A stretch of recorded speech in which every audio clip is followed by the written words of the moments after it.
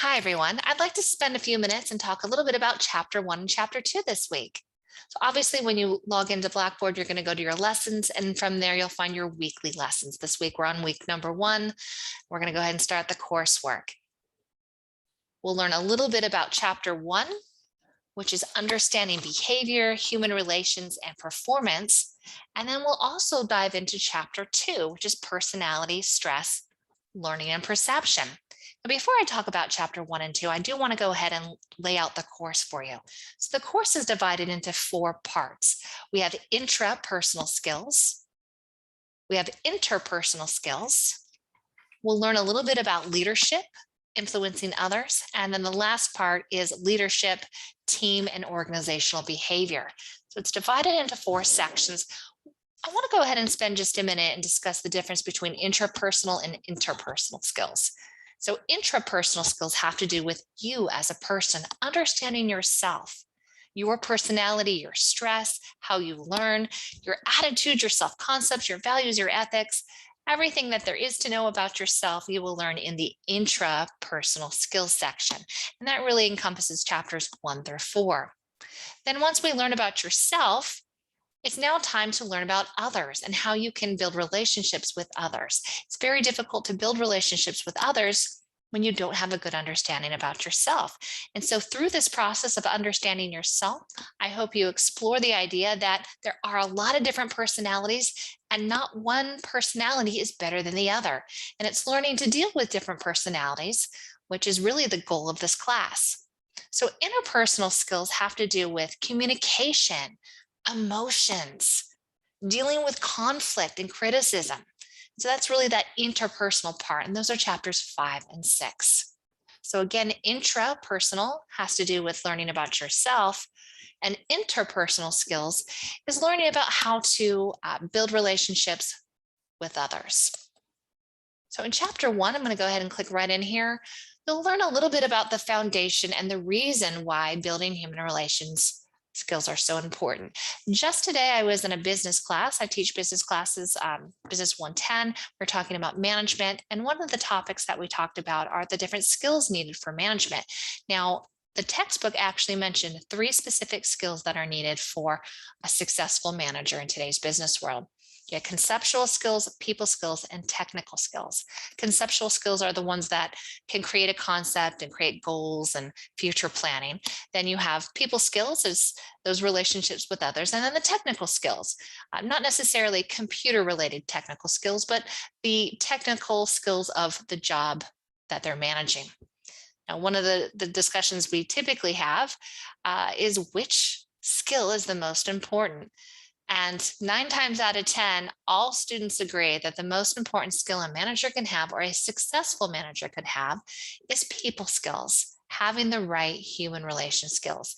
And I found that very fitting because I was just talking about that in my other class. And then here we are, I'm talking about the importance of people skills with you tonight. Well, tonight because I'm recording this in the evening. So once you're done reading chapter 1, I also have a PowerPoint here for you. It is optional. All the PowerPoints are directly from the publisher. I just want to go ahead and put my disclaimer. These are not my PowerPoints.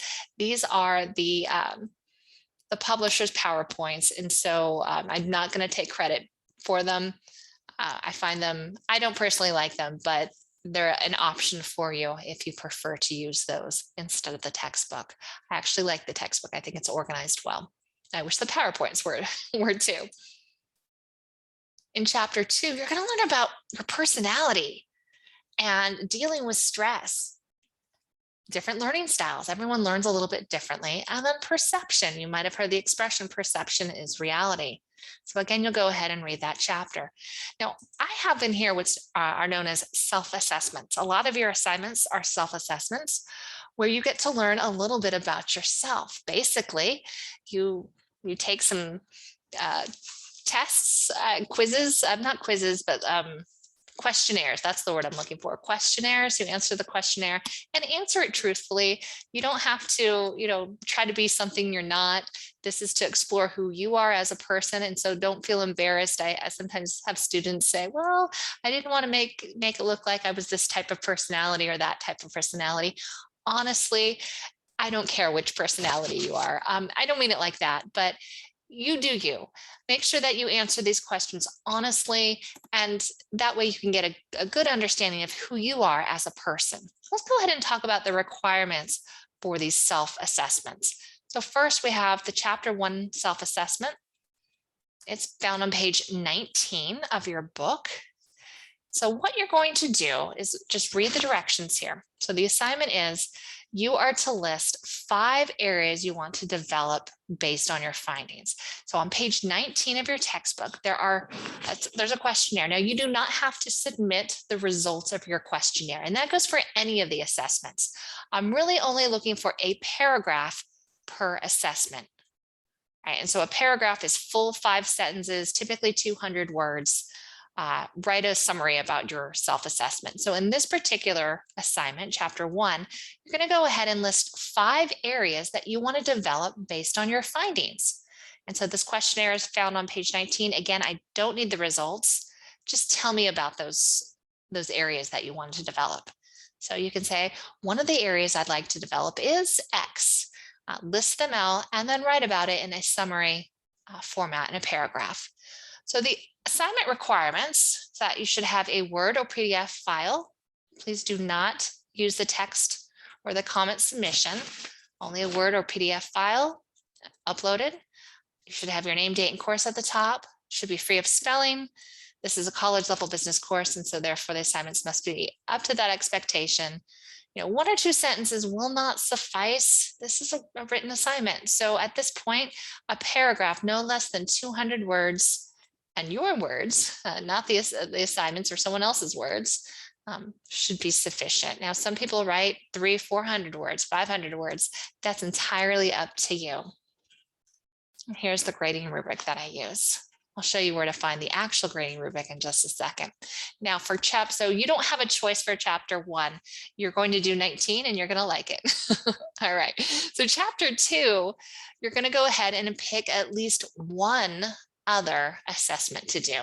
So, these are really interesting. I think you should choose a couple of these. You don't have to write about them, but at least I would do all of these, to be honest with you. You certainly don't have to write about them, but they're really interesting. I feel like I'm doing some sort of like internet questionnaire, what type of personality are you, right? Well, that's what these are all about, learning about yourself. And so you'll talk a little bit about control and personality profiles. You have the Myers-Briggs. What type of personality are you when you're under stress? And then your learning style. So pick at least one of these, and then again, write a summary based on your findings. Did you find it interesting? Trust me, it's a lot easier once you start taking these assessments to start writing about yourself. I noticed that students, the first couple of assignments, the paragraphs are kind of short and, kind of unsure of how to proceed. And then by the 3rd or 4th chapter, people really get into it. It's really interesting. It's really fun. I love this class. It's very interesting, but you'll learn a lot about yourself in this class. And then hopefully by learning about yourself, you'll also learn about others. And so those are due this weekend. And all you have to do to submit those is click right here. And you have the grading rubric right here. Let me go ahead and show you the grading rubric. So did you upload a document?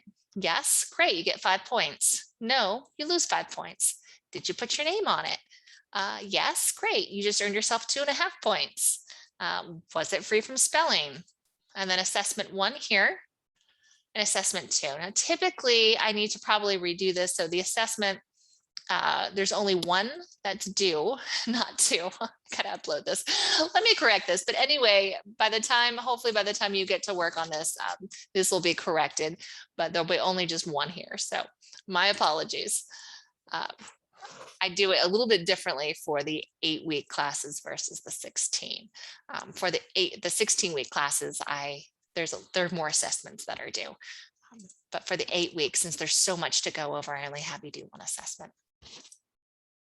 All right, that's it for this week. I'm going to go ahead and double check that course schedule.